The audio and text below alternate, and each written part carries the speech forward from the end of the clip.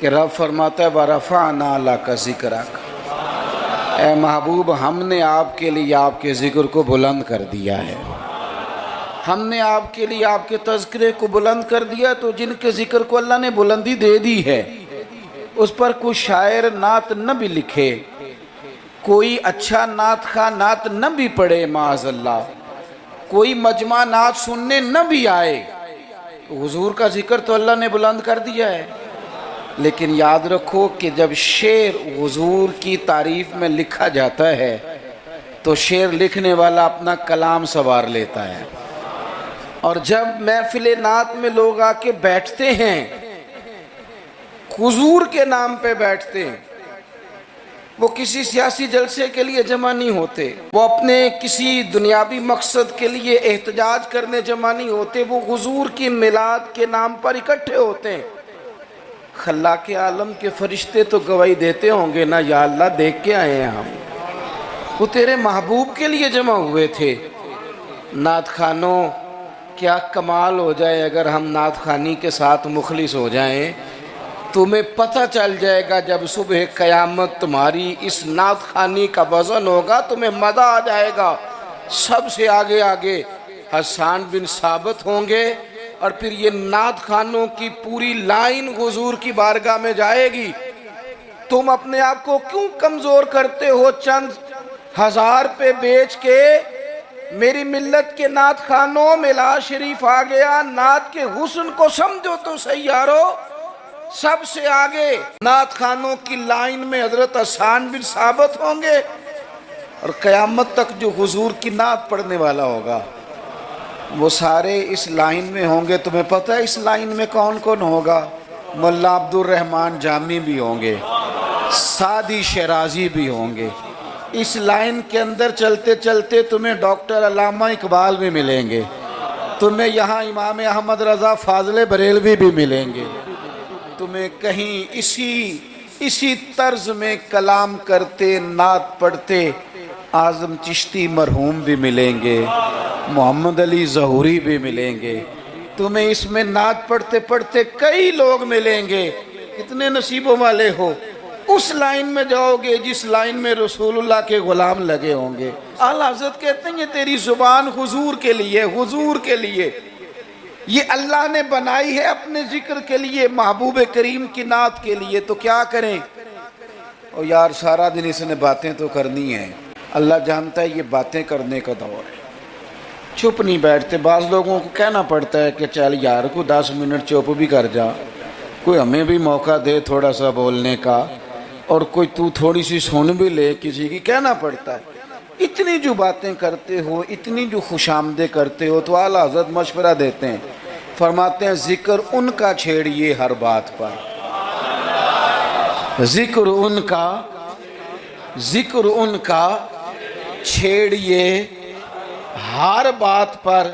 بات شادی کو ہو تو حضور کا ذکر چھیڑ دو کہ نبی پاک کا شادی کا طریقہ کیا ہے، حضور نے یہاں کیا ہمارے لیے طریقہ مبارکہ چھوڑا ہے۔ ذکر ان کا چھیڑیے ہر بات پر۔ تو اگر ذکر بچے کے عقیقے کا ہو تو دیکھ لو حضور نے ہمارے لیے کیا سنت چھوڑی ہے، اگر یہاں موقع تجارت کا ہو تو دیکھ لو نبی پاک نے تجارت کے معاملے میں کیا احکامات دیے ہیں، اگر موقع ہو زندگی میں آزمائش کا تو پھر بھی دیکھ لو حضور کا کیا یہاں ہمارے لیے طرز حیات ہے، اور اگر موقع ہو اللہ کی دی ہوئی نعمت کا تو پھر بھی دیکھو کہ حضور کے نقوش راہ کیا ہیں۔ بس اپنے آپ کو ہر وقت حضور کے خیال میں گم کر لو۔ فاضل بریلوی کا مشورہ ہے، وہ کہتے ہیں ٹھوکریں کھاتے پھرو گے ان کے در پہ آ پڑو، ورنہ تو ٹھوکریں ہیں زمانے کی، لوگوں کی تعریف کتنی کو کرو گے، کتنی کو تھکا دیں گے تمہاری زبانیں۔ حضور کی تعریف کرو، ٹھوکریں کھاتے پھرو گے ان کے در پہ آ پڑو۔ قافلہ تو اے رضا اول گیا آخر گیا، حضور کے دروازے پہ آؤ، نبی پاک کی تعریف کرو، اور پھر حضور کی تعریف سنیں۔ میں بڑے درد کے ساتھ ایک بات عرض کروں، میں بڑے درد کے ساتھ دکھی دل کے ساتھ ایک بات عرض کروں، میلاد کی محفلوں میں غریب لوگ رہ گئے، وہ امیرو تم سیاسی جلسوں میں بڑے شوق سے جاتے ہو، تمہاری پجارو بھی جاتی ہے، اس پر کسی سیاستدان کا فوٹو بھی لگاتے ہو، جھنڈا بھی لگاتے ہو، بڑے خرچے کرتے ہو، جیبوں سے پیسے لگاتے ہو۔ کیا عجیب تمہاری منطق ہے، جس محبوب کے صدقے رب نے تمہیں سارا کچھ دیا ہے۔ اس محبوب کریم علیہ السلام کی محفل آئے تو وہ غریبوں کے حصے میں آتی ہے، وہ کمزوروں کے حصے میں آتی ہے، اور تم جا کر کے چرچے کرتے ہو ان کے۔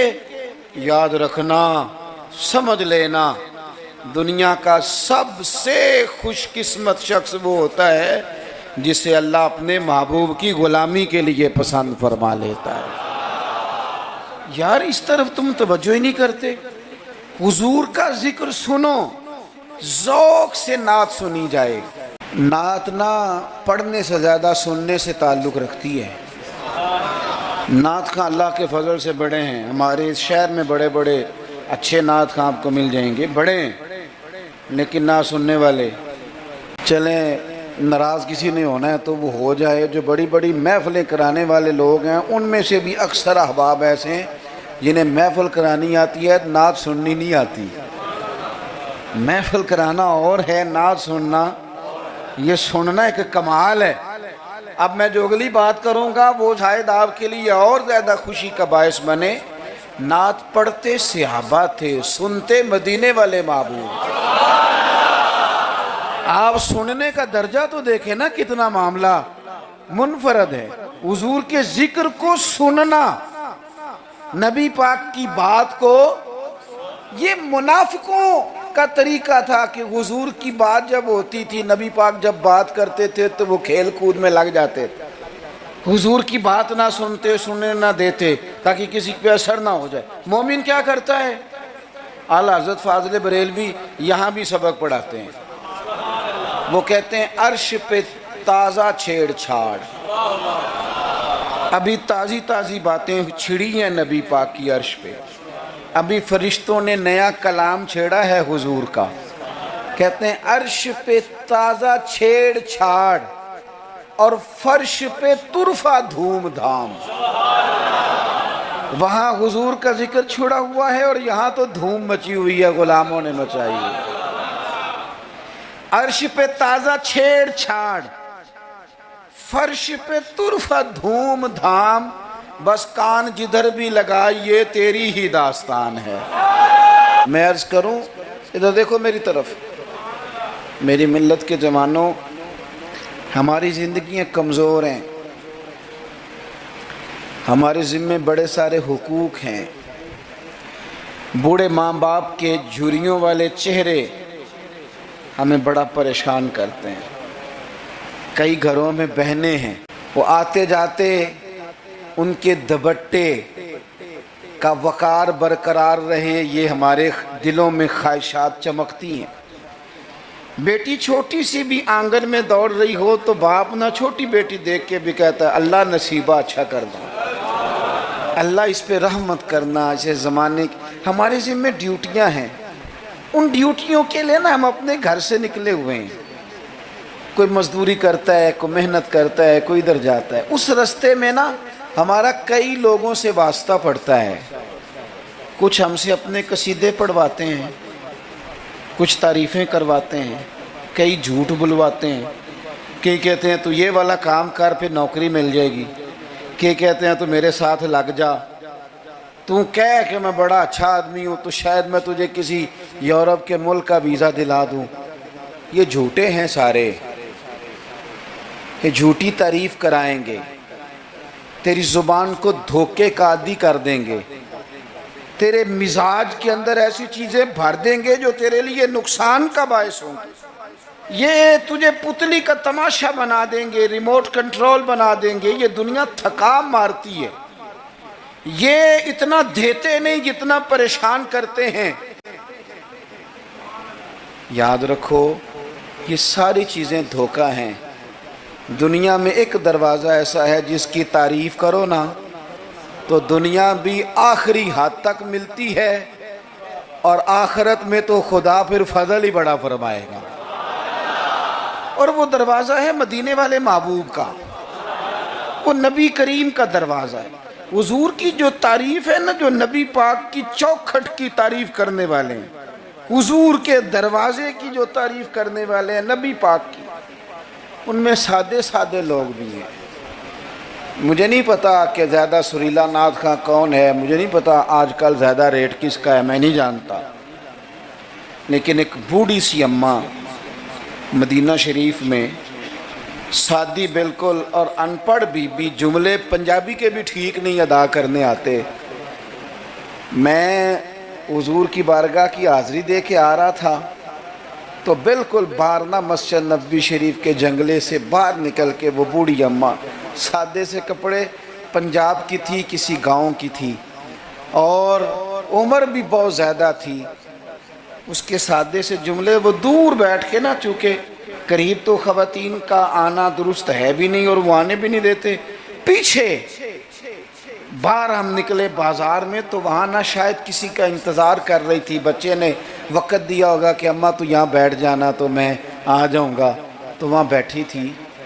چلیں، میں نے بھی بہت سارے نعتیں سنی ہیں الحمدللہ، سنتے رہیں گے جب تک زندہ ہیں، پر اس بوڑھی اماں کے نا دو جملے، دو فکرے، پھٹ گیا میرا کلیجہ، اور کئی دن میں روتا رہا۔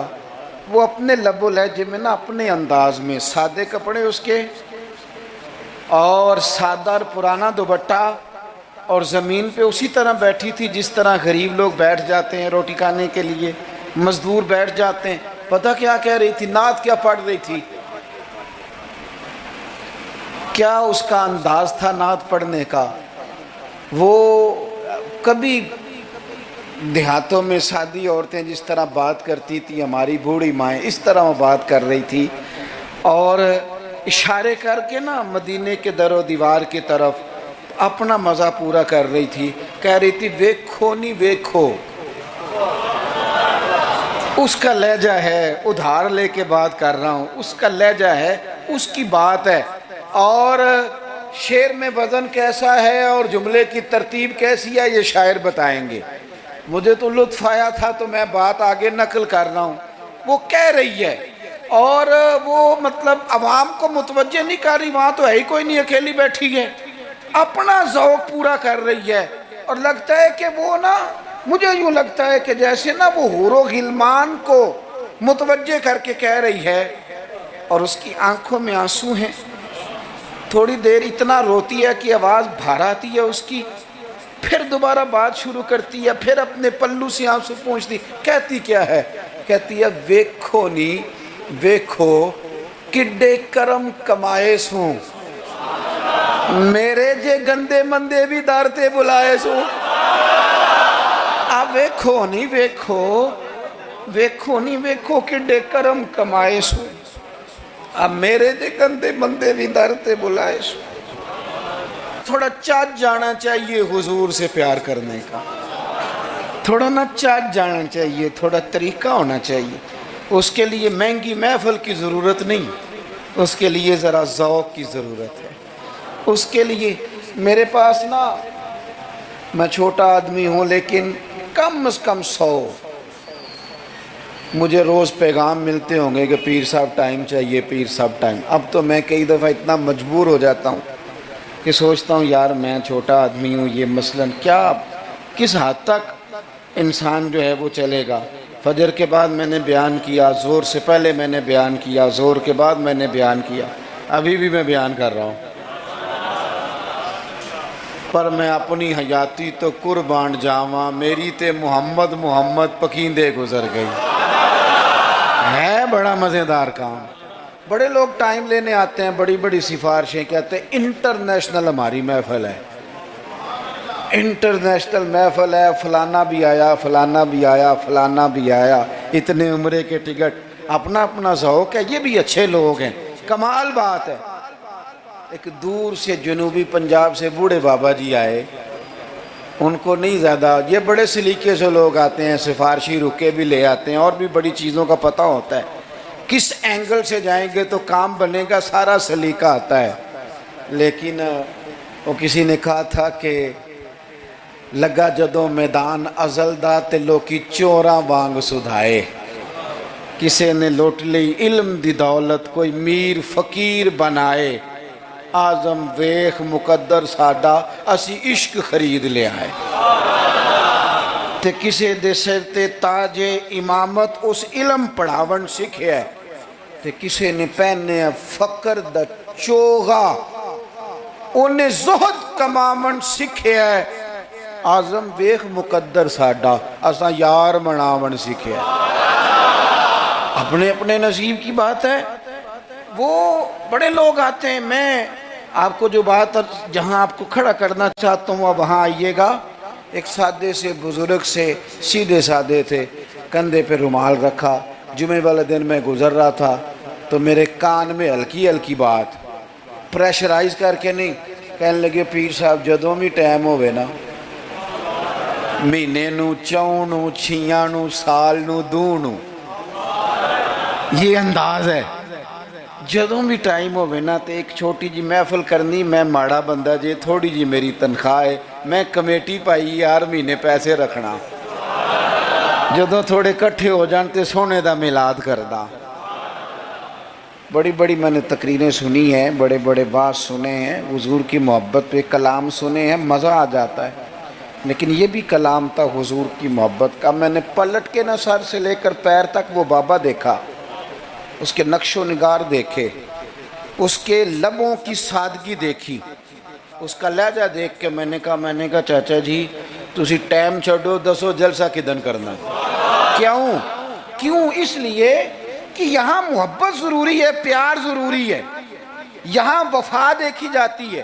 یہاں دل کا جذبہ دیکھا جاتا ہے بارگاہ رسالت مآب میں نہ لفظوں کے تراشے نہ تیری آواز کا ترنم نہ تیرا جھومنا نہ تیرا تڑپ آنا نہ تیرا محفل میں سچا جھوٹا وجد کرنا ان میں سے کوئی چیز قابل قبول نہیں وہاں تو دیکھا جاتا ہے تیرے سینے میں میرے محبوب کی محبت کتنی ہے اور وہ محبت ہونا ضروری ہے وہ محبت ہونا ضروری ہے قریب ہونا بھی ضروری نہیں وہ محبت ہونا ضروری ہے سامنے ہونا بھی ضروری نہیں محبت تگڑی ہو خالص ہو رسول اللہ صلی اللہ علیہ وسلم کو ٹوٹ کے چاہا جائے اگر غلام حضور تک نبی نہ پہنچ سکے تو نبی پاک مولا علی اور فاروق اعظم رضی اللہ تعالی عنہما کو جبہ دے کے کہتے ہیں جا کے میرے اویس کرنی کو پہنچا دینا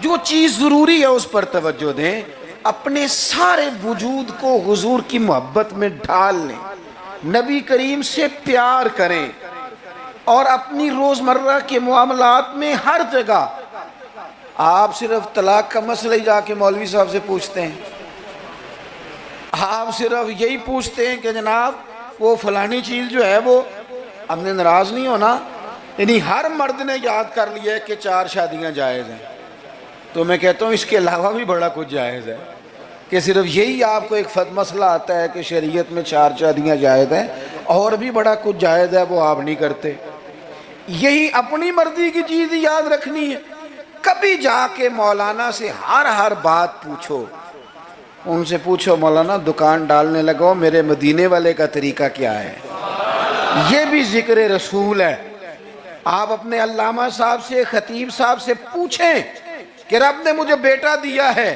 نام کس طرح رکھوں میں اس کے سار کے بال کس طرح اترواؤں عقیقہ کس طرح کروں مجھے بتائیں یہ بھی تو حضور کی سنت ہے یہ بھی تو ذکر رسول ہے آپ کو میرے بھائی کل والے دن اگر حضور کی نعت یاد آ رہی ہے تو بیٹے کی مہندی والے دن کیوں حضور کی یاد نہیں آتی ہر مقام پر نبی پاک کا تذکرہ اور شوق سے اور ذوق سے اور تڑپ سے اور کیفیت کے ساتھ خالی نعرے نہیں کچھ جگہیں ایسی ہوتی ہیں جہاں بندے کی باڈی لینگویج بھی بتاتی ہے لفظ ساتھ نہ بھی دیں اس کا وجود بتاتا ہے کہ اسے پیار ہو گیا حضور سے اس کی طبیعت بتاتی ہے آپ دیکھیے ہمیں کتابوں میں ملتا ہے سیاستہ کی صحیح روایات میں کہ یہودیوں کا ایک بچہ تھا وہ چھوٹا بچہ تھا وہ کہ لمبی چوڑی بات کرنے کی پوزیشن میں نہیں تھا بس آ کے نا حضور کے سامنے کھڑا ہو جاتا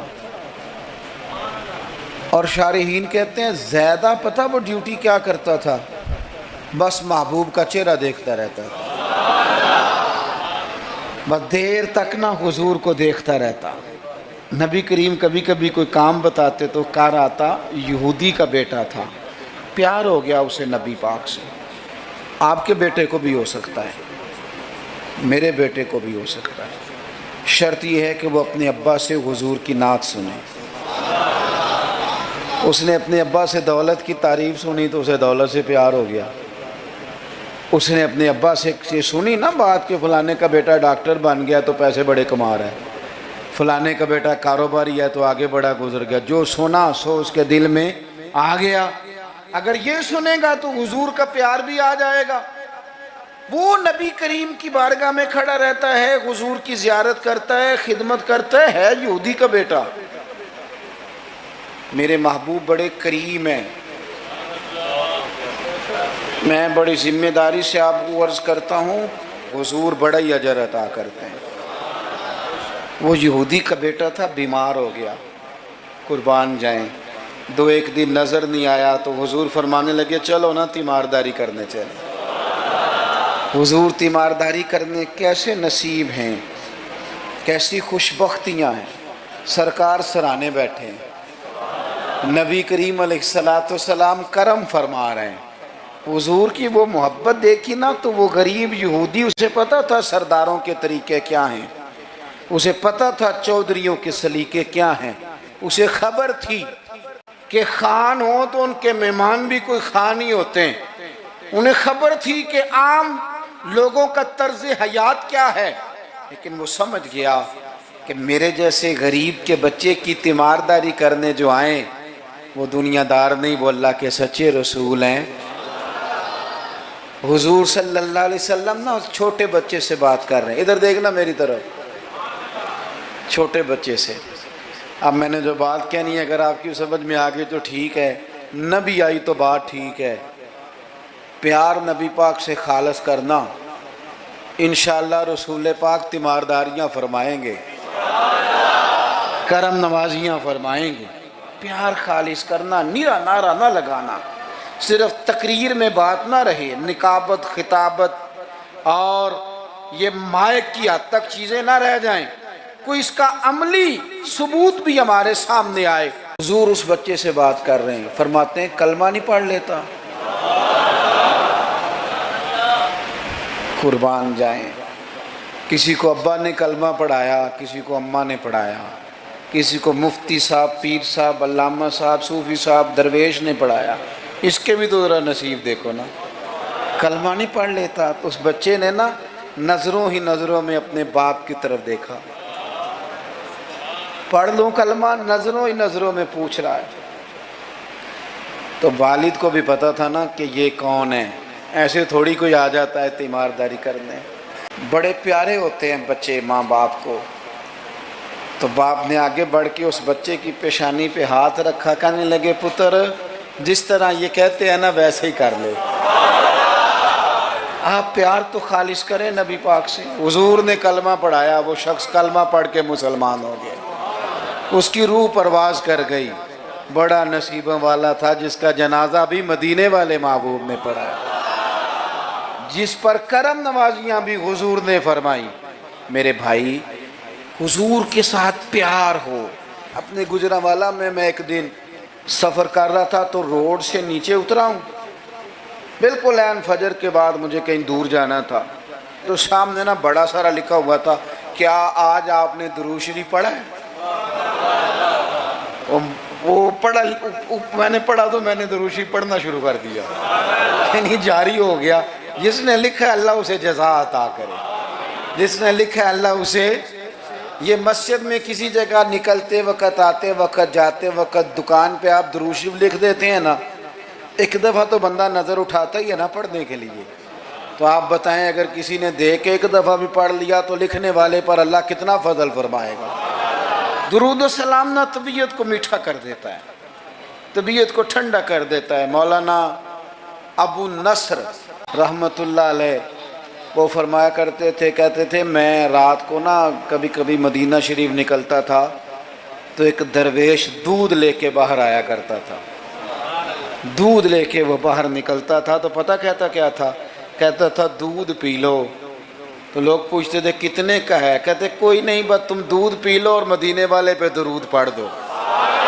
بھائی اتنا ہی، اتنی بات ہے، پیتے جاؤ اور درود شریف پڑھتے جاؤ۔ ایک تو درود و سلام پڑھنا ہے پورا ربیع الاول شریف۔ دوسری گزارش اس ماہ مبارک میں میری آپ کی خدمت میں یہ ہے کہ سیرت کا کوئی ایک سبق ہر روز، میلاد شریف کے 30 دنوں میں سیرت کا ایک پورا باب